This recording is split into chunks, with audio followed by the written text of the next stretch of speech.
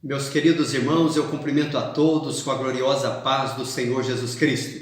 Pela misericórdia de Deus, hoje, dia 1º de agosto de 2021, estamos reunidos para mais uma vez estudarmos as Santas Escrituras e hoje estudando a lição de número 5 sobre o reinado de Acasias. Eu lembro aos irmãos que logo mais, querendo o Senhor, estaremos divulgando o retorno das nossas aulas de forma presencial na nossa Igreja Evangélica Assembleia de Deus, aqui no Templo Sede, em Ribeirão Preto. E para a ministração desta aula de hoje, essa aula de número 5, estará nos ministrando esta lição o nosso diácono e também professor da classe dos jovens, o diácono Tiago Lima. É uma aula que ele tem gravado também para ser uma pré-aula para muitos professores da nossa região, e será um prazer para nós estarmos ouvindo aqui hoje o nosso diácono Tiago Lima.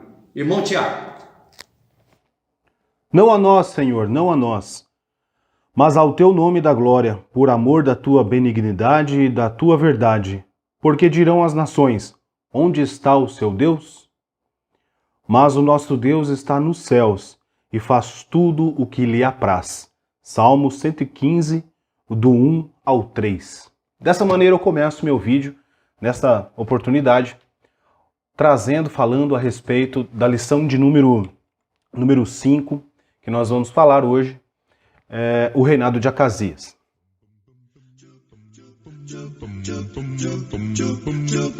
Estudar a Bíblia, estudar a Bíblia, estudar a Bíblia na escola dominical. Estudar a Bíblia, estudar a Bíblia, estudar a Bíblia na escola dominical. Vem mais de Deus aprender, fortalece e faz crescer. É domingo de manhã na EBD. Tá certo? A paz do Senhor a todos vocês que estão aqui comigo nesse vídeo. E nesse vídeo nós vamos falar então da lição de número 5, o reinado de Acasias. Acasias, que era filho, né, de Acabe e Jezabel, o rei Acasias. Nós estamos estudando a história dos reis de Israel, estudando nessa revista, né, tão abençoada, uma excelente lição que nós estamos aí tratando nesse trimestre. Está sendo de uma riqueza, né, surpreendente.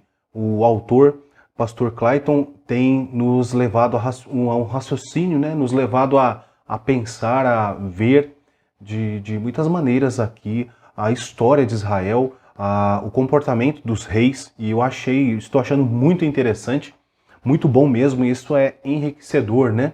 Estudar a palavra de Deus nos enriquece, e isso não tem preço que pague, tá certo? Bom, e para começar a aula falando dessa lição de número 5, eu queria falar com os irmãos a respeito do objetivo geral da nossa lição de hoje. O objetivo geral que a revista traz, né, e está ali escrito na revista, é assim: ressaltar a imprescindibilidade de ter um relacionamento íntimo com Deus. Olhem só. Então, eu achei interessante a questão da palavra imprescindibilidade. Que palavra grande e difícil, né? Mas o que é isso? Esse é o objetivo? Ok, então vamos falar da imprescindibilidade de se ter um relacionamento íntimo com Deus. Olha, Deus, como eu sempre falo aqui nos meus vídeos, sempre está querendo ter conosco um relacionamento. Um relacionamento. Deus, o Senhor Criador, e nós, as suas criaturas, mas agora através de Jesus Cristo, os seus filhos. Tá certo? Então, o objetivo geral da revista me chamou a atenção, primeiro pela palavra aí tão difícil, né? Mas o que é a imprescindibilidade? O que é isso? É a qualidade ou condição de que é imprescindível. E o que é uma coisa imprescindível? Né? Aquilo que é essencial, indispensável e necessário. Tá certo? Então eu achei bem interessante a colocação do autor da revista. Essa palavra nos chama a atenção, tá certo? E aí também com os objetivos específicos descrever a idolatria e a infidelidade de Acasias, assinalar a coragem de Elias, né? Assinalar a coragem de Elias e identificar as consequências dos atos de Acasias, tá? Então é isso que nós vamos estar falando nessa lição, na lição de número 5. E a nossa leitura bíblica em classe fica em 2 Reis, no capítulo 1, tá certo? Do verso 1 ao 8 e depois também do verso 13 até o verso 17. Muito bem, não faço, né, não tenho costume de fazer a leitura para que o vídeo não fique muito extenso e cansativo, né? Com certeza você que me acompanha está aí com a sua revista, sua Bíblia aberta, não é? Está aqui nesse vídeo porque tem interesse nas coisas do Senhor, tem interesse e ama a escola dominical. Isso é uma bênção, viu, para a sua vida. E você aqui me acompanhando é maravilhoso, é bênção para todos nós. Eu faço aqui porque realmente gosto do assunto, gosto desse pontuamento, né? Dessa pontuação que a revista Melhor, né? Vem trazendo a respeito do assunto, então nos dá aí já como um esboço pronto para a gente meditar na palavra, né? E até coloquei aqui no canal, na capa, não sei se vocês viram, que vamos estudar a Bíblia na escola dominical. Isso é muito bom. Nós vemos que hoje existe uma variedade de cursos teológicos por aí afora, né, que antigamente não existia, e a escola dominical era mais frequentada, né, pelos irmãos. Mas sem problema nenhum, nós estamos aqui nos dedicando à escola dominical porque cremos que esse estudo metódico que a escola nos oferece, que ela tem como sua proposta, ela alcança muitas vidas, alcança a vida daquele que vai, daquele que se dispõe a estar. Amém. Mas essas pessoas, os irmãos, a igreja que está acompanhando a escola dominical, com certeza ela se enriquece no saber, no conhecimento da palavra do Senhor. Porque, no meu pensamento, é algo que realmente nos impacta no sentido de nós analisarmos de uma maneira mais profunda a palavra de Deus. A escola dominical é uma bênção, porque quando nós estamos num culto, quando nós estamos num congresso, quando nós estamos em momentos assim na igreja, reunido com os irmãos, não temos a oportunidade de perguntar, não temos a oportunidade de dar também falar a respeito daquele assunto. Então tudo isso é muito bom. Hoje nós estávamos pela manhã na sala dos jovens, e foi assim, muito gostoso o momento da aula. Levamos ali 1h20 falando do assunto, e assim, muito bom, os jovens participando. Isso é maravilhoso. Eu fiquei muito feliz, coração muito alegre com isso tudo, porque nós vemos que as pessoas, os irmãos, a igreja quer, né? Ela quer desenvolver um relacionamento e ela quer ali aprendendo, né? E até um irmão falou assim, bom seria se fosse mais tempo, mas às vezes poucas porções nos prende mais do que um conteúdo, né? Uma imersão talvez, mas também temos aí as várias opções para aprendizado, né? Hoje em dia.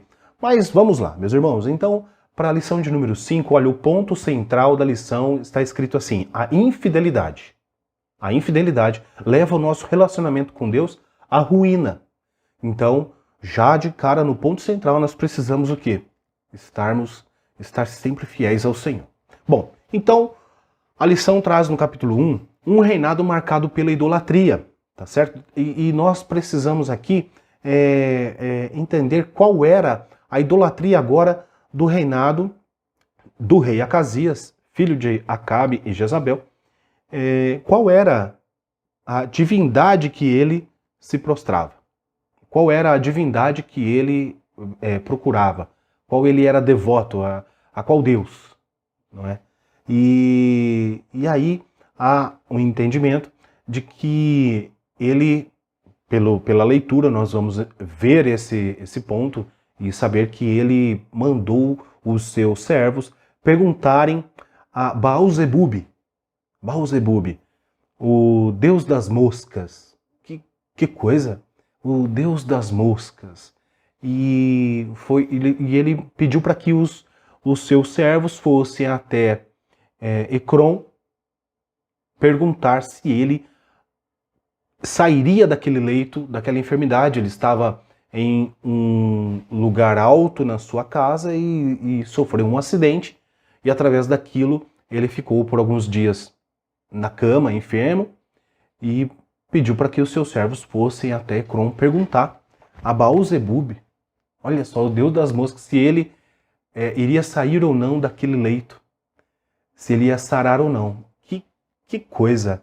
Nós estamos falando de pessoas que nasceram no território de Israel ali, nesse momento, o reino do norte, filho de Acabe e Jezabel. E eu tenho certeza, porque do que eu vou falar, ele também conhecia o Deus que era o Deus de Israel. Ele conhecia, ele sabia quem era, e ele é tanto que quando os seus servos vão até Ecrom, eles estão indo naquela jornada, o Elias, avisado pelo Senhor, interpela eles no caminho, e acontece que Elias fala, não há Deus em Israel para que o rei não possa consultar a sua palavra? Interessante. E aí nós vemos esse desenrolar da lição de hoje, né? Então, Beelzebu, olha só, o príncipe dos demônios, Baal-zebub ou Beelzebu, tá certo? Era o Deus de Acasias. É o que trata o ponto da lição, no capítulo 1, né? Que é um reinado marcado pela idolatria. E supõe-se, então eu vou ler um pouquinho aqui com os irmãos, olha só. Supõe-se que o nome é uma desdenhosa modificação judaica de Baal-zebu, senhor da casa alta, né? Em Mateus 10, 25 a gente vai ver algumas referências. E também o senhor da mosca da esterqueira. Olha, não deixa de ser natural tal designação, visto como são numerosas as moscas nos climas quentes, sendo certo também que os egípcios fizeram de escaravelho um deus, né? Então, as pessoas daquela época, daquela região toda ali, né? O Egito está logo abaixo, e depois vem ali o mapa, seguindo o mapa, a região de Israel, né? As pessoas, aqueles povos ao redor, eles tinham um costume, era costumeiro que eles levantassem até o escaravelho, né? Um inseto típico lá da região, como um deus. Que coisa! E Baal-zebub, né? Satanás, príncipe dos demônios. No Antigo Testamento, Baal era uma deidade de Canaã, cujo nome foi expandido para Beelzebu, que significa Baal exaltado ou príncipe Baal. Olhem. Então, no uso desse termo Baal-zebub pelos judeus, ele foi deformado e passou para a pronúncia Beelzebu. Nós estamos habituados com essa pronúncia, com esse nome, porque nós vemos em Mateus e depois em Marcos, em Lucas, várias referências que falam que Jesus expulsava, fazia alguma coisa por Baal-zebu. Isso é um absurdo. Mas enfim, com o significado literal pejorativo de Deus das moscas, aparecendo na literatura rabínica com o significado de Senhor do esterco, tá certo? Então mais tarde, nos livros sagrados, passou a ser usado como o príncipe dos demônios, bem como no Novo Testamento. E aí, como eu falei, nas referências em Mateus 10, 25, Mateus 9, 34, Mateus 12, 24, Marcos 3, 22 e Lucas 11, no verso 15, que diz assim, olha só, mas algum deles dizia, ele expulsa os demônios por Beelzebu, príncipe dos demônios. Mas que raciocínio deturpado, né? Totalmente fora da realidade, porque aí Jesus, nesse momento, ensina a eles que se fosse pelo próprio príncipe, não haveria situação em que esse reino se estabelecesse, né? Então é totalmente fora com relação aí a Cristo, enfim. Bom, então um reinado marcado pela idolatria, né? O Deus de Acasias. Juntando-se, pois, Israel a Baal-peor. Olha só, eu separei um versículo aqui que fala da idolatria, né? Da idolatria, que fala a respeito disso. Essa idolatria, as recomendações de Deus para o povo já começaram lá atrás, Lá atrás.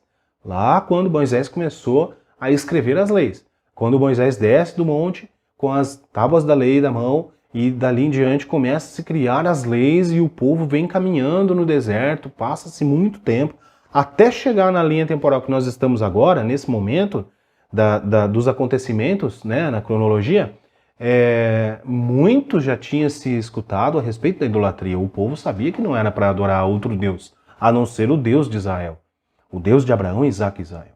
Tá certo? Então eu separei Números 25, do 3 ao 5, que nos diz assim: juntando-se, pois, Israel a Baal Peor, a ira do Senhor se acendeu contra Israel. Isso lá em Números, né? E quando eles estão ali naquele momento de saída do Egito, que eles estão rodando, juntando-se a Baal Peor, né? A ira do Senhor se acendeu contra Israel. E disse o Senhor a Moisés. E olha o que Deus falou para Moisés, o que o Senhor falou para Moisés. Não foi ideia de Moisés, foi um mandamento, foi algo que Deus falou para que ele fizesse. E disse o Senhor a Moisés: toma todos os cabeças do povo e enforca-os ao Senhor diante do sol, e o ardor da ira do Senhor se retirará de Israel. Então Moisés disse aos juízes de Israel: cada um mate os seus homens que se ajuntaram a Baal Peor. Números 25, 3 ao 5. Você pode dar uma lida lá e ver o contexto dessa história, que é bem interessante. É o momento em que a idolatria já estava, olha só, há quanto tempo, né? O povo de Deus já era, a idolatria estava ali sempre rondando, né? Sempre rondando, sempre atraindo o povo de Israel, né? Que coisa! Hoje na sala nós falamos a respeito da idolatria. Por que há algo que chama a atenção das pessoas quando elas preferem adorar a um Deus que não pode ver, não pode ouvir, não pode fazer nada? O que é interessante para ela em seguir a esse Deus? Servir a esse Deus, esse falso Deus? E no momento, tanto lá no momento em Números que foi escrito, como no momento agora que nós estamos estudando nos livros de 1º Reis e 2º Reis, o que chama a atenção do povo para que eles se dobrem a esse Deus, a esses deuses? Né? É justamente o quê? É a questão do compromisso. É a questão do seu gosto, do seu sentimento. O que eu gosto de fazer? Eu posso fazer. Fica ao meu prazer eu fazer o que eu bem entender. E aí, esses deuses falsos, eles têm, por suas doutrinas, né, as suas bases aí para ser aí adepto dessas religiões, sempre está aí ligado, né, o quê? A sensualidade, né, a fertilidade, sensualidade. Então, é algo que mexe com o homem, né? Mexe na carne do homem. E aí, as pessoas, os israelitas, as pessoas que estavam ali, que Deus tirou do Egito, que Deus vem tratando com esse povo há quanto tempo, quantas e quantas oportunidades Deus vem dando a esse povo idólatra que fica atrás dos outros deuses. Para quê? E é justamente isso, porque é interessante que quando a gente vê um Deus que não pode ver, não pode ouvir, não pode fazer nada, ao contrário, a pessoa, o seu adepto, ele pode fazer o que ele bem entender. Né? Mas quando nós estamos diante do Deus que é verdadeiro, diante do Deus que tudo vê, aí é diferente, aí muda. Nós precisamos seguir o padrão do nosso Deus, que é qual? A santidade. É momento de nos separar do pecado, é momento de nos consagrar a Deus em santidade. Olha, que coisa interessante. Então, a idolatria do povo fere a comunhão com Deus, tá certo? O povo, quando ele entra pelo caminho da idolatria, ele fere a comunhão com Deus. Perfeito. O Senhor não tem parte com o povo que tem tendências de idólatra, né? De idolatria. Então, Deus não tem parte. Deus chamou um povo. Deus escolhe Abraão lá no começo, lá em Gênesis, né? Capítulo 12. Abraão estava lá na sua casa e tudo. E daí Deus, olha, vem cá, sai da tua terra, sai da tua parentela. Ele sai e vai para uma jornada atrás de uma promessa onde Deus prometeu para ele E aí começa essa história desse povo que Deus escolhe, né? E nós hoje também somos escolhidos do Senhor. Nós somos escolhidos do Senhor. Quando existe o apelo na igreja, você aceitou Jesus? Eu aceitei Jesus, glória a Deus por isso. Mas nós nos deparamos com João 15, onde diz que o Senhor nos escolheu, né? Foi Ele e não nós, mas foi Ele que escolheu a cada um de nós. Que maravilha poder ter esse privilégio de ser parte da família de Deus, ser filho de Deus, estar em comunhão com os seus filhos na igreja, né? Então, ainda com um reinado marcado pela idolatria, né? Acasias, ele segue os passos de seus pais, né? Então, a revista vai dizer assim: Acasias demonstra a cegueira e a tolice. Não, desculpem, esse não é o texto da revista, esse foi a anotação minha. Demonstra a cegueira e a tolice da qual o homem pode chegar para terem uma alternativa divina de que procurem o Deus verdadeiro. Não querem deixar as práticas levianas, não pretendem viver uma vida que agrade ao Senhor, mas sim a sua maneira, satisfazendo as vontades da carne e conceito de outros deuses que são, na verdade, roupagens de um único inimigo das nossas almas. O nome Baal, ele sempre vai ter, né? Baal Peor, Baal Zebub, que nós estamos estudando. Aí sempre vai ter esse Deus, falso Deus, alguma coisa. Mas, na verdade, nós temos um inimigo só. O inimigo das nossas almas, tá certo? Aquele que quer nos destruir. Aquele que quer roubar, matar e destruir. E nós estamos aqui buscando Jesus, por quê? Porque ele tem vida e vida com abundância. A promessa de Cristo ainda é a melhor opção. Ela sempre será a melhor opção. Não existe opção melhor do que a opção de Cristo, que é seguir a Ele, servir a Ele, olhar para Ele com os olhos da fé, não é? E seguir até o fim, porque aquele que seguir até o fim, esse será salvo. Então nós estamos aí na jornada, vamos seguir em frente. Então, do livro de apoio, com relação ainda a esse assunto, né, que Acasias segue os passos dos pais, né? Puxa vida, Acabe, um homem totalmente disperso da realidade com Deus, de uma comunhão com Deus, casa-se com Jezabel, nós estudamos isso em outra lição, a mulher que era filha de Etbaal, né? Etbaal, o rei de Sidom, lá da Fenícia, olha só. E aí eles têm esse filho. Qual a educação que esse filho vai ter? Uma educação idólatra. Uma educação onde ele vai ver lá o pai dele perseguindo profetas do Senhor, onde ele vai ver a mãe dele destruindo os profetas do Senhor, não é verdade? Onde ele vai ver a mãe dele ameaçando Elias. Olha, que coisa. Bom, então do livro de apoio, esse exemplo de Acabe e Jezabel na educação de Acasias serve-nos de alerta na maneira pela qual educamos nossos filhos, pois, na maioria das vezes, aquilo que fazemos de bom ou mal é aquilatado na vida deles de maneira infinita. Acasias viu os seus pais adorando a Baal, caluniando e perseguindo profetas, ameaçando-os de morte, e foi exatamente isso que ele repetiu no seu reino. Acabei de falar, né? É a leitura do texto aqui, mas enfim, foi exatamente isso. Então é aquilo, o exemplo que nós somos, nossos filhos vão ser também. E o escritor, pastor Clayton, colocou, fazemos de bem ou mal, é aquilatado, ou seja, é colocado a mais vezes ainda. Então, pais controladores, aí tem um outro ponto aqui que eu achei interessante para compartilhar com vocês aqui no vídeo.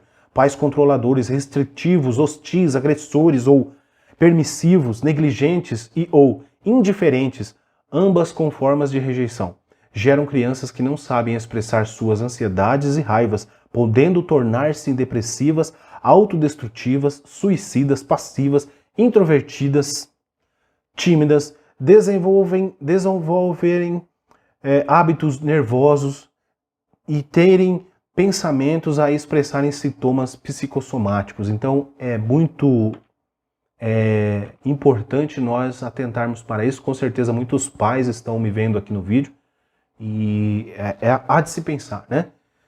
Bom, então ainda em Acasias, segue os passos de seus pais, eu coloquei assim, que Deus diz em Oséias, né? Achei muito interessante esse versículo, Oséias 14:4, que diz assim: eu sararei a sua em fidelidade, eu voluntariamente os amarei. É bem interessante, porque a história de Oséias, nós vamos ver ali, Deus tentando reatar os laços, né? Fazer com que o povo tome um chacoalhão com a mensagem que Oséias traz, enfim. Muito interessante. Bom, a síntese do tópico 1 fica da seguinte maneira: os erros ou as más condutas cometidas por nossos antecessores não devem ser o quê? Repetidas, tá certo? Elias desafia a adoração a Baal. Então, Elias, ele desafiou a adoração a Baal, tá certo? Por quê, né? Aí o rei Acasias enviou seus emissários a consultar lá Baal-zebub. Mas aí o anjo do Senhor, é interessante, meus irmãos, que tudo o que Elias fez no seu ministério, tudo que ele faz do começo ao fim, foi Deus quem falou para que ele fizesse. Nada daquilo que nós vemos, nada das grandezas que nós vemos Deus fazer através de Elias foi da sua imaginação. Nada daquilo que Deus, até ele ir lá em um determinado lugar, ser servido por corvos, depois Deus fala, aí seca o ribeiro, Deus fala, agora você vai para Sarepta, agora você desce até Horebe, né? Naquele momento em que nós estudamos na lição passada, que fala onde ele pede a morte. Todos os passos de Elias foram direcionados por Deus. Aí aqui na lição, está dizendo que a referência é 2 Reis, né, 1:3b, que fala, mas o anjo do Senhor ordenou ao profeta Elias que se encontrasse com eles em Samaria e os exortasse com uma palavra. Aí o versículo agora, né? Porventura não há Deus em Israel para ir consultar Baal-zebub, Deus de Ecrom? Então, foi o momento em que Elias ele intervém, né? A sua corajosa intervenção para dizer àqueles mensageiros, aqueles servos do rei Acasias, olha, não há Deus em Israel para consultar sua palavra? Você tem que ir lá atrás desse outro Deus, desse falso Deus, perguntar do Deus Baal-zebub, o Deus das moscas.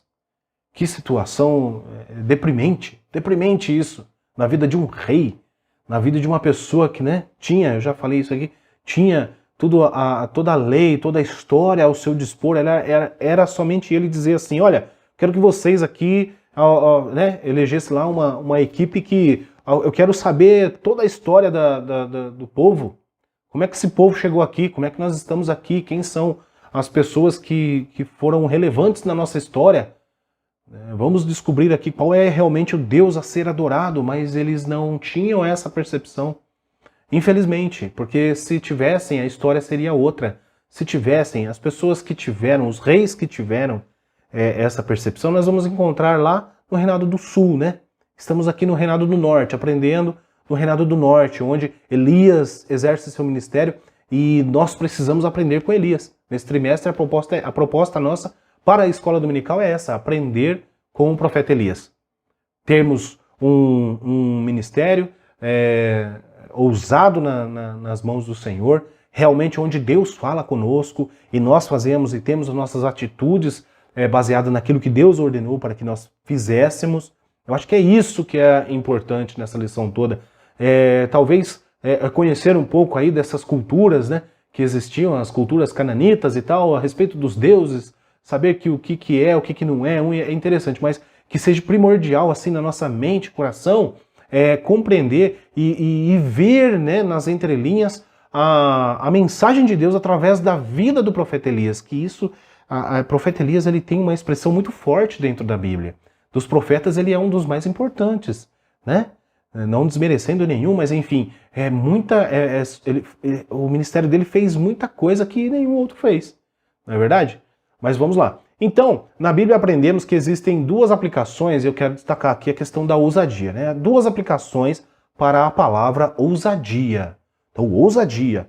E nós precisamos viver isso. Nós precisamos viver, não simplesmente saber.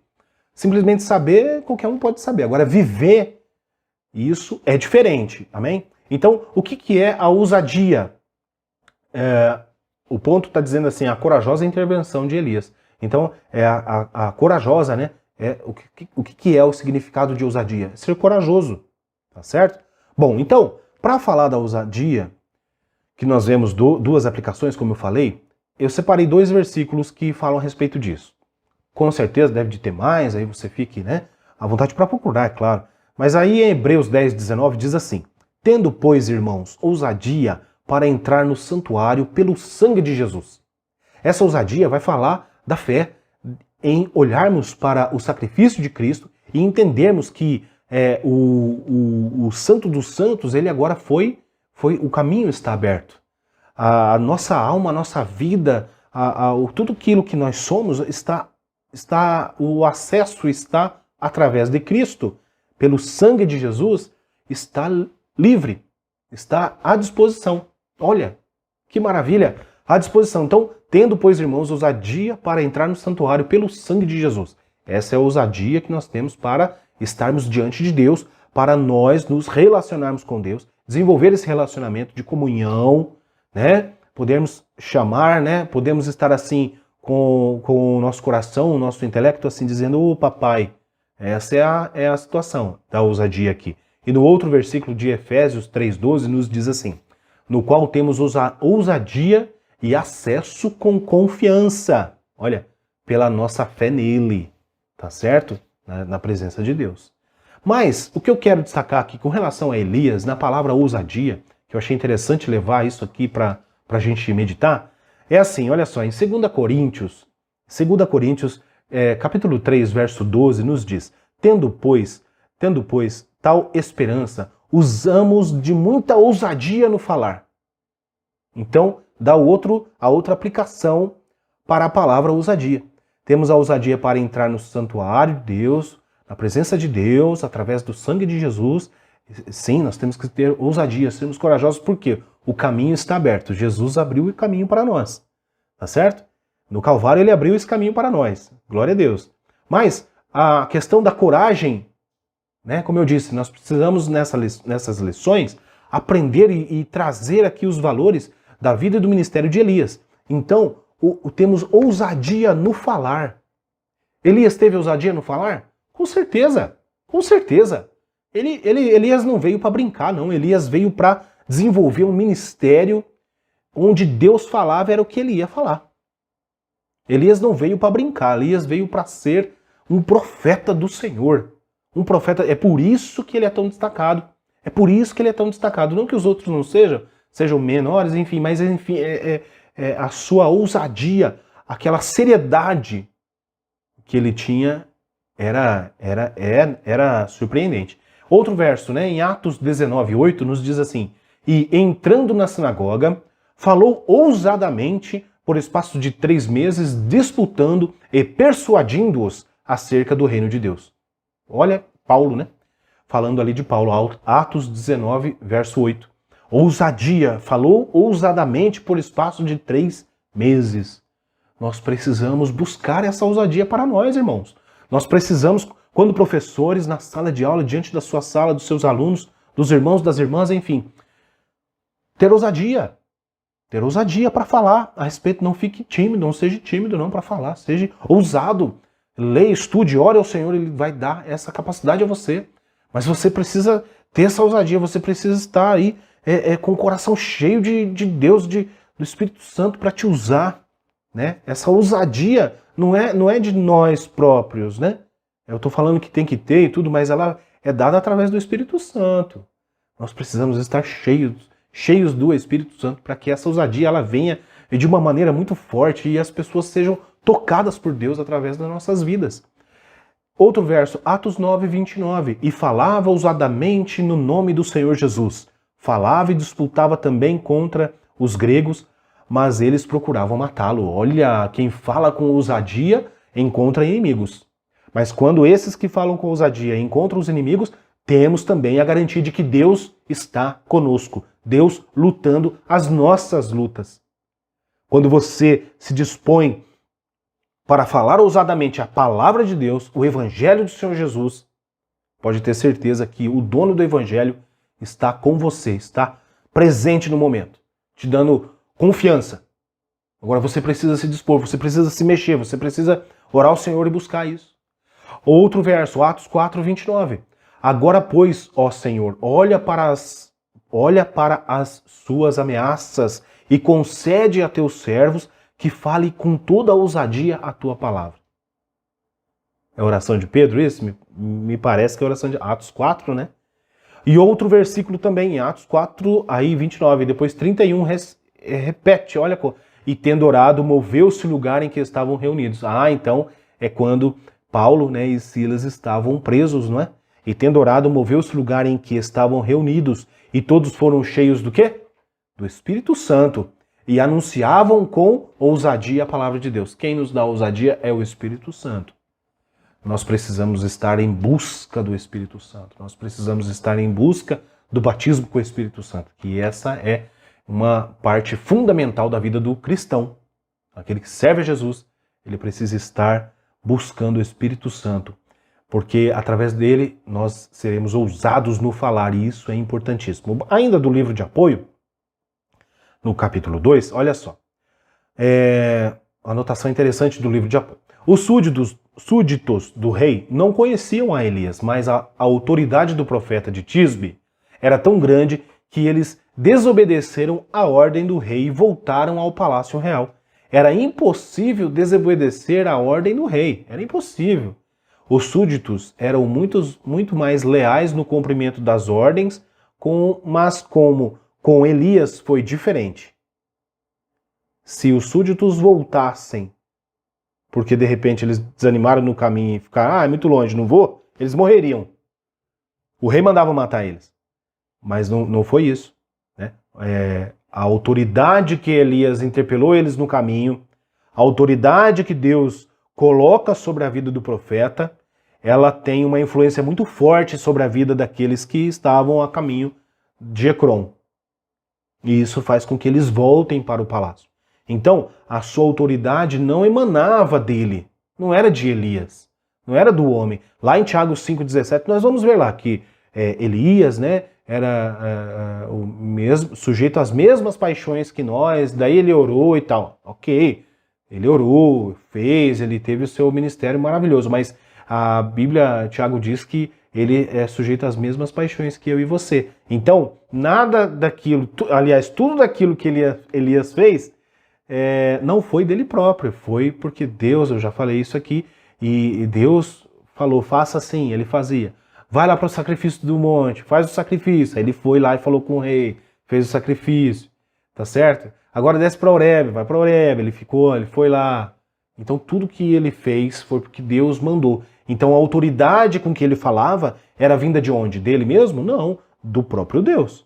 Do Deus que tinha falado, olha, fale a eles assim. E Elias fez. Então a sua autoridade, a sua autoridade não emanava dele, porque a sua aparência era desprezível, certo? Qual era a aparência de Elias? Quando no texto nós vamos ver, o texto base vai dizer que no momento em que os servos voltam, e aí eles voltaram, e nesse momento o rei pergunta como é que eles estavam, como é que esse homem estava vestido? Aí os súditos falaram, ele está vestido de pele de animais e tal. Ah, Elias. Olha, ele conhecia, ele sabia quem era Elias, ele sabia quem era o Deus de Elias. Ele sabia, ele tinha o conhecimento do que aconteceu lá no Monte Carmelo. Ele sabia, ele tinha o conhecimento disso. Mas por que ele mandou que os seus súditos fossem até Ecrom perguntar ao Deus das moscas? Meu Deus, mas é um negócio assim muito fora, né, da realidade. É que para nós, né, meus irmãos, nós somos, graças a Deus aí, fomos alcançados pelo amor e misericórdia do Senhor, então nós temos essa consciência, né? Mas eles lá, eles não tinham assim, né, essa coisa, mas eles tinham todo o conhecimento dos deuses. Nós não estamos falando de pessoas comuns, pessoas simples, como eu sou. Nós estamos falando de um rei, de uma nação, de um povo. 10 tribos estavam ali, ele coordenando, ele mandando nessas 10 tribos, ele estava regendo essas 10 tribos. Não era qualquer pessoa, né? Não era qualquer um, é um Tiago lá, não é. Ele tinha toda a capacidade de poder servir a Deus, mas ele preferiu, né? Ele preferiu servir ao Deus da mosca. Que negócio mais fora da realidade. Voltando aqui então, até porque a aparência era desprezível de Elias, né? Mas a sua autoridade vinha daquele que tem autoridade sobre tudo e todos, inclusive sobre Acasias, tá certo? Bom, capítulo 2, já estamos, né, no capítulo 2 aqui, falando a respeito de Elias. Então Elias desafia a adoração a Baal. Aí entra a situação do momento em que vai lá o primeiro, o segundo e o terceiro capitão com os seus 50, né? E é interessante que no capítulo 1 da lição vai falar do momento da idolatria, qual era o Deus que Acasias servia. E aí existe essa situação onde Elias fala, e foi dura a palavra de Elias, foi dura, foi ousada, não é? Foi ousada a palavra de Elias. E ele falou, por que ele falou essa palavra ousada? Porque ele é bom? Não, porque Deus mandou que ele falasse assim. E ele não titubeava entre dois pensamentos, né? Ele não tinha essa coisa, e agora, fala ou não fala? E agora, é o rei. Vou falar pro rei, se eu falar uma coisa que ele não gosta, eu vou morrer. E agora? Mas ele não era profeta do palácio, ele era profeta de Deus. Né? Ele era profeta de Deus, que vivia na dependência total de Deus. Para tudo na sua vida, era Deus que colocava. Era Deus que fazia, não era ele próprio, tá certo? Ele não... Eu vou falar aqui, você coloca no comentário, e até se tá gostando do vídeo, deixa o like aí, se inscreve no canal. Ele não tinha ali um trabalho, né? Parece que ele não tinha. O trabalho dele era ser profeta e profeta do Senhor. E isso difere muito, porque existiam profetas também por lá. Mas esses profetas aí, até o momento do desafio no Carmelo, eles estavam ali, mas depois os profetas acabaram, né? Acabaram ou não? Eu acredito que não. Depois surgiram outros profetas lá que eram alimentados, né? Comiam na mesa de Jezabel também, assim como aqueles que morreram. Mas enfim, deixa aí no comentário se você acha que sim ou não, tá certo? E aí, olha só, no texto vai dizer, no capítulo 2.2, vai dizer assim, quando o rei ficou sabendo da profecia de Elias, enviou em 3 ocasiões diferentes um oficial com 50 soldados para conduzir Elias ao palácio. Ó, é o seguinte, parece que é assim, né? Você está falando aí, dando profecia aí do rei, que o rei vai morrer? Vai estar indo aí um pessoal para te buscar aí para você explicar esse negócio agora pro rei. Dá a entender que é isso? Ou não? Né? O YouTube aí tem um comentário aí, comenta aí o que você acha. Então, o que acontece? O rei fala assim, ó, quer dizer então que eu não vou sair dessa cama? Então vem cá, capitão, vai lá, traz ele aqui que eu quero falar com ele. Traz e é logo, viu? É logo. Eu quero logo esse homem aqui. Quero falar com ele. Desce agora. A ordem é descer. E aí o primeiro capitão, né, no verso 9, nós vamos ver que o capitão fala assim, ó, o rei diz, desce. Que isso, rapaz? É assim que fala com o profeta de Deus? É assim que você trata um profeta de Deus? Como é que você tem tratado os profetas do Senhor? Nós sabemos que os profetas do Senhor são hoje os pregadores, os pastores, os presbíteros, os diáconos da igreja, assim como eu, né? Como é que a gente tem tratado esse pessoal? Como é que a gente tem tratado esses homens de Deus? É dessa maneira? O rei diz, desce. E aí ele fala, se eu sou um homem de Deus, desça fogo do céu e consuma você e esses 50. Acabou. Acabou. Acabou o primeiro capitão e seus 50. Uma palavra do profeta. Olha. E aí a gente vai entender, né? Nós estamos falando isso desde o começo. Que tudo que Elias fazia, o anjo do Senhor que falava. Deus falava para ele, faça assim. E lá vem o segundo capitão. Lá vem o segundo capitão. E o segundo capitão disse assim, mais expresso ainda. O rei diz, desce depressa, no verso 11. Desce depressa. Rapaz, ou você desce agora ou o negócio vai ficar feio do seu lado. Aí Elias fala a mesma coisa, né? Se eu sou profeta e o homem de Deus, desça fogo do céu, te consuma e consuma os seus 50.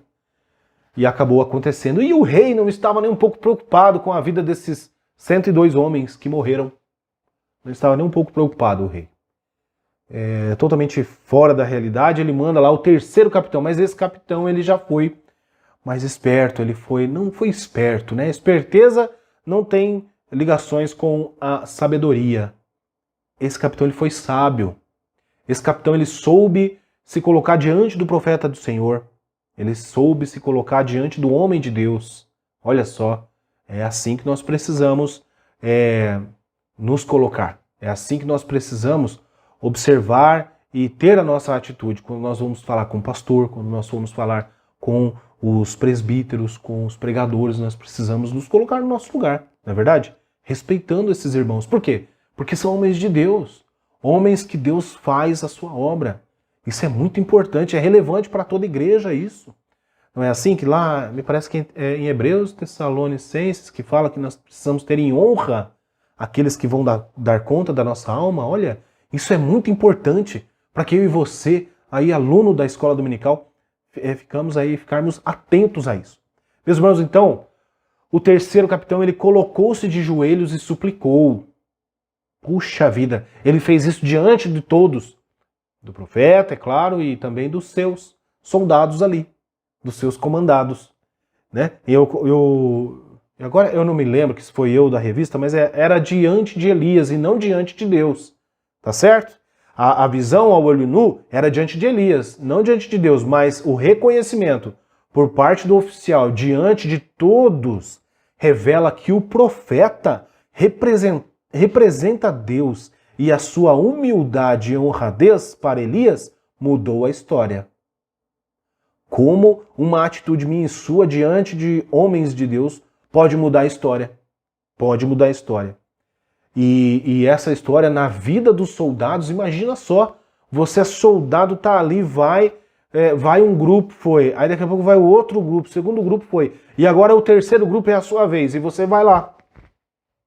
Agora é minha vez, estou aqui, e agora? Vou ser consumido pelo fogo? Que situação difícil. Que rei mais, usando aqui minha palavra, sem noção, né? Não estava nem um pouco preocupado com essas vidas que foram aí ceifadas por um motivo banal, por um posicionamento sem educação, sem honra, enfim, sem humildade, né? Mas o capitão foi sábio. Esse capitão aqui foi sábio, ele falou com graça diante de Elias. Né? Como eu falei, Elias era diante de Elias e não diante de Deus ali, mas aquilo que Elias representava, esse capitão mostrou para os seus soldados e agora diante de Elias que ele reconhecia. Ele reconhecia. E ele fala, né, aqui na Bíblia está escrito a palavra dele assim, ó, no verso, segundo Reis, né, capítulo 1, no verso de número 13, e tornou a enviar outro capitão dos terceiros 50, com os seus 50. Então subiu o capitão de 50 e veio, e pôs-se de joelhos diante de Elias, e suplicou-lhe, disse-lhe, homem de Deus, olha, peço-te, preciosa aos teus olhos a minha vida e a vida desses 50 teus servos. Mudou completamente, né? Mudou completamente. Os outros dois capitães, eles foram autoritários, né? Afinal de contas, eu sou capitão aqui, eu sou oficial aqui do rei. E o rei mandou numa missão e a missão vai ser cumprida. Tudo bem. Mas, diante do profeta de Deus, o comportamento nosso precisa ser ponderado. Precisa ser passado o prumo aí. Você pode ser o advogado mais famoso, você pode ser o juiz, você pode ser o prefeito, pode ser o governador, você pode ser o presidente, mas diante de um homem de Deus, você precisa tratar ele com honra, né? Com humildade. E o capitão, esse oficial do rei, ele fez isso. Sabedoria. Então, eu coloco assim, né, que tornar nossa confissão pública pode mudar a história, mudar a nossa história, né? A nossa confissão pública. Então, nós precisamos, até hoje comentei na sala, às vezes a gente chega em algum lugar, né, e conversa com pessoas e mais pessoas, de repente você encontra lá um crente abençoado lá trabalhando em tal lugar, um exemplo.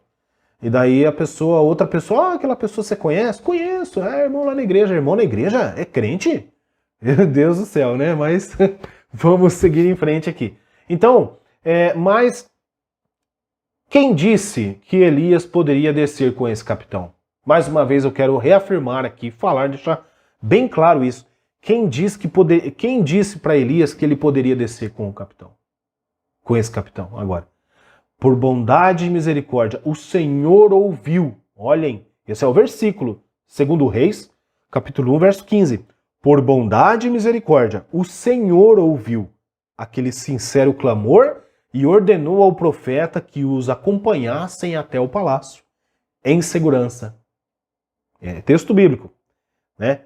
Então, tudo aquilo que Elias fez no seu ministério, que é trazido para nós, a Escritura nos traz, o escritor colocou aqui, as informações que estão contidas aqui, tudo aquilo que Elias fez, foi porque Deus mandou que ele fizesse. Muito bem, muito bem. Ainda no capítulo 2, aqui no finalzinho, né, é um ministério de fogo, né? Um ministério de fogo. Elias teve um ministério de fogo. Elias pode ser chamado de profeta de fogo. Né? Em 3 episódios do seu ministério, Deus enviou o fogo, é o texto da revista. Deus enviou o fogo do céu no Monte Carmelo com os profetas, né? No Monte Horebe, quando o Senhor visitou o profeta e se manifestou por fogo, embora a presença dele não estivesse nesse elemento. E quando por 2 vezes o fogo desceu do céu para consumir os seus soldados e capitães. Né? Mas e aí também vemos, né, a próxima lição, me parece que é a próxima lição, que vai falar que Elias ele é levado por um carro, né, um carro de fogo e cavalos de fogo num redemoinho, tá certo? Então realmente é um profeta de fogo, tá certo? Nós precisamos aí estar atentos a isso aí, né? E nós pentecostais, nós gostamos do fogo do Espírito Santo. Amém ou não amém? Amém, né? Então, por várias vezes aí, o ministério de Elias, ele foi o fogo do Senhor, né? A resposta de Deus com fogo no ministério dele, a referência, uma das referências do ministério de Elias era o fogo do Senhor. Fogo do Senhor, não é fogo estranho não.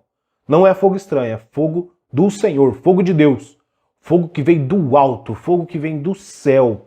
Isso é maravilhoso, irmãos, é maravilhoso, né? Imaginar, desde lá da situação do Monte Carmelo, um desafio com os profetas, ele faz aquela oração, simples oração, mas a fé ali, né? A cabeça dele estava lá na sala do trono, né? Assim, e aí o fogo de Deus vem, consome tudo, consome a oferta, consome a lenha, consome as pedras, consome a água, foi tudo, não ficou nada naquele lugar. Não ficou nada. A Bíblia diz que tudo foi consumido. Profeta de fogo. Nós precisamos aprender com um profeta de fogo e ser profetas de fogo, cheios do Espírito Santo, que é o fogo da igreja, não é isso?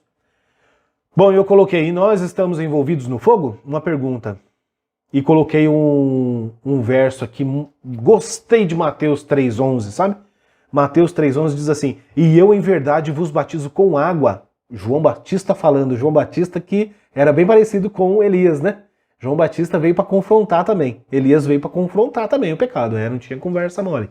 E Mateus 3,11 diz assim, e eu em verdade vos batizo com água para o arrependimento, mas aquele que vem após mim é mais poderoso do que eu. Olha, cujas alparcas não sou digno de levar. Ele vos batizará com o Espírito Santo e com fogo. Glória a Deus.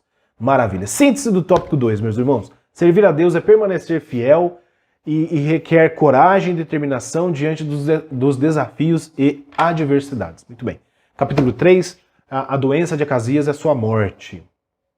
Então, nesse ponto, nesse capítulo, eu separei algumas coisas que eu achei muito interessante do livro de apoio, né?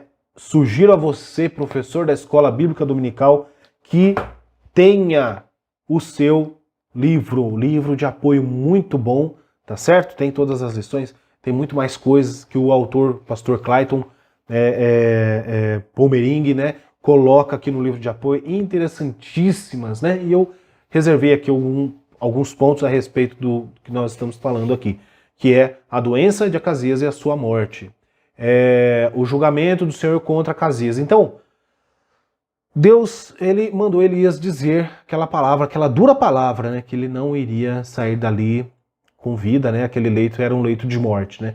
Mas aí o texto aqui está dizendo assim, da revista, por consequência de sua obstinada idolatria. Meu Deus. Nós falamos na lição passada a respeito das idolatrias de hoje. Quais são as idolatrias de hoje? E eu perguntei na sala de aula, eu falei assim, na igreja existe esse problema da idolatria? Será que na igreja nós vemos também essa situação ruim das pessoas colocarem coisas, né, ou outras pessoas no lugar onde Deus deveria estar? Nós precisamos pensar nisso, meus irmãos, né? E Acasias estava sentenciado à morte, por quê? Por consequência da sua obstinada idolatria. Aprendeu com o pai e com a mãe. Não seria diferente, né? Existem, claro, histórias de reis que fazem ao contrário do pai e da mãe. Por que eles fazem? Porque a história está lá para eles se debruçarem e aprenderem do Senhor. Então, cada um faz ali, cada rei faz ali o que bem entende. Bom, então, do livro de apoio, o texto bem interessante, assim, ó, a Bíblia não relata, mas Acasias pode ter tido uma repentina e aparente conversão. Mas seria apenas aparente, porque isso lhe seria conveniente diante da mensagem de Elias.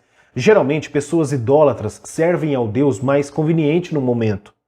Talvez Acasias até tenha pensado que Baal, Zebub, fosse o mesmo Deus, né? Fosse mesmo um Deus falso, e optou pelo Deus verdadeiro através de Elias, né? Para este lhe dar uma chance.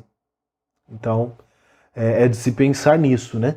E também aqui o segundo parágrafo que eu reservei aqui do livro de apoio diz assim: mas há casos tão comprometedores de idolatria que, mesmo na iminência certa da morte, se torna impossível haver um regresso aos caminhos do Senhor. Não porque ele não possa fazer isso, não porque o Senhor não possa fazer isso, mas sim porque o nível de comprometimento do adorador do falso Deus não lhe permite mais voltar.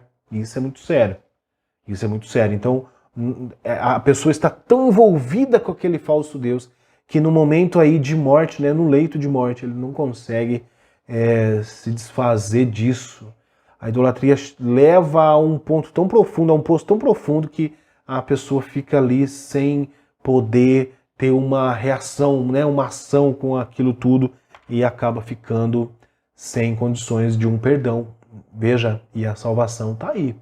Salvação está aí. Jesus nos deixou a salvação. Nós precisamos estar atentos.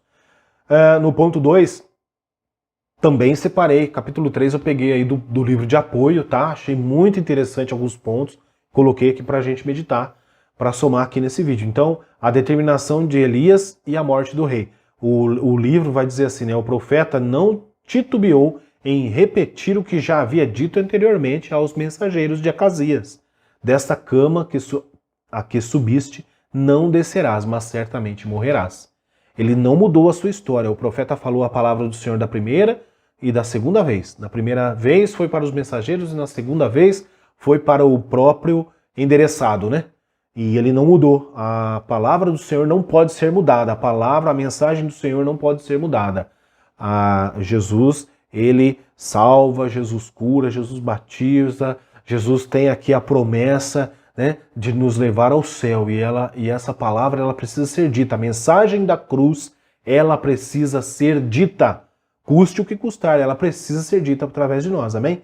E aí do livro de apoio, eu coloquei assim, nesse episódio bíblico envolvendo Acasias, percebem-se várias qualidades de Elias. Então ele tinha intimidade com Deus, pois este lhe ordenou que interpelasse e impedisse os mensageiros do rei por divina revelação.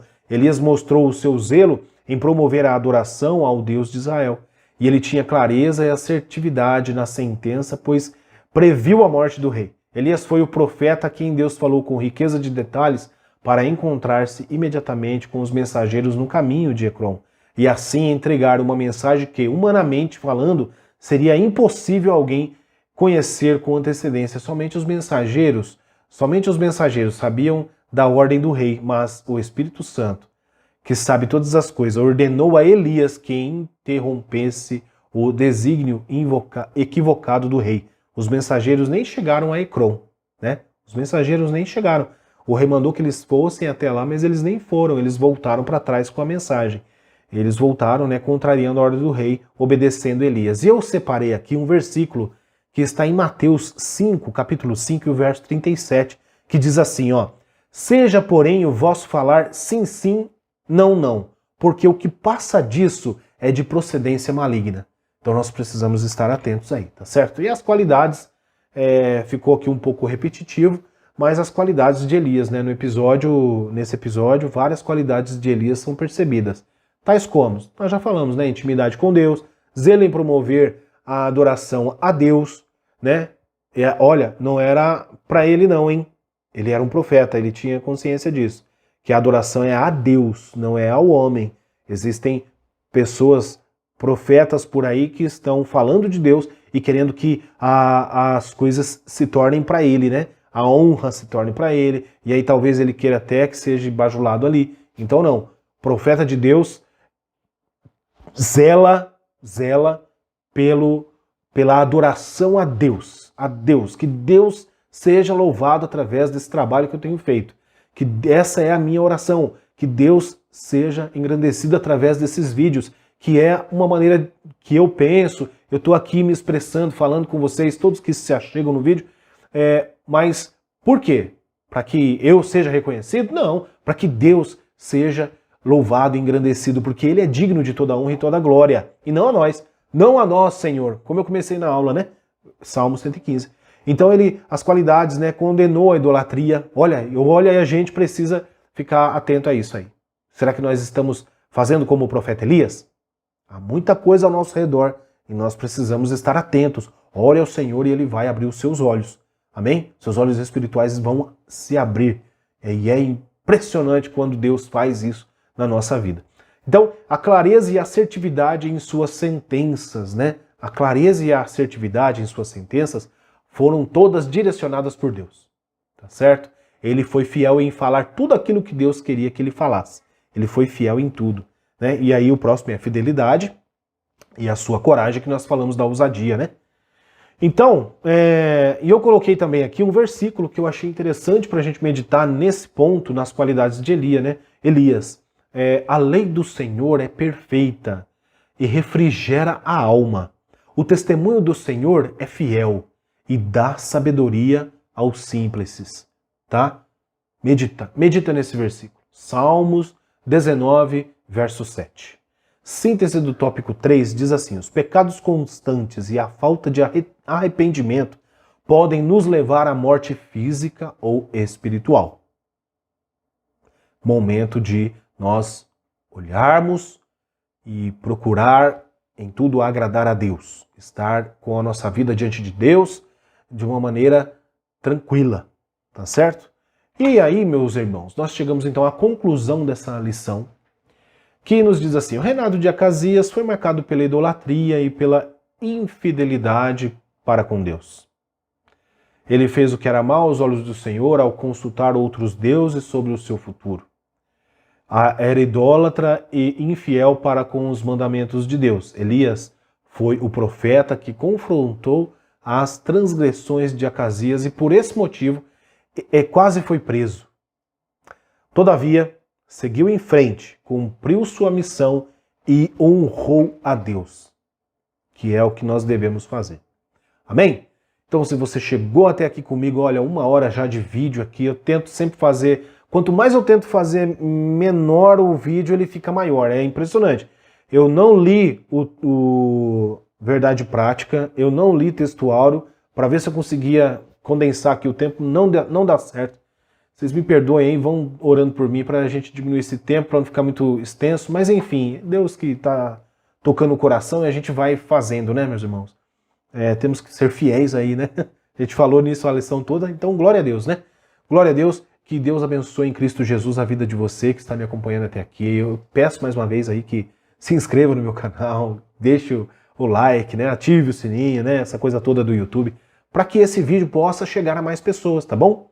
Isso é bênção para mim, para você.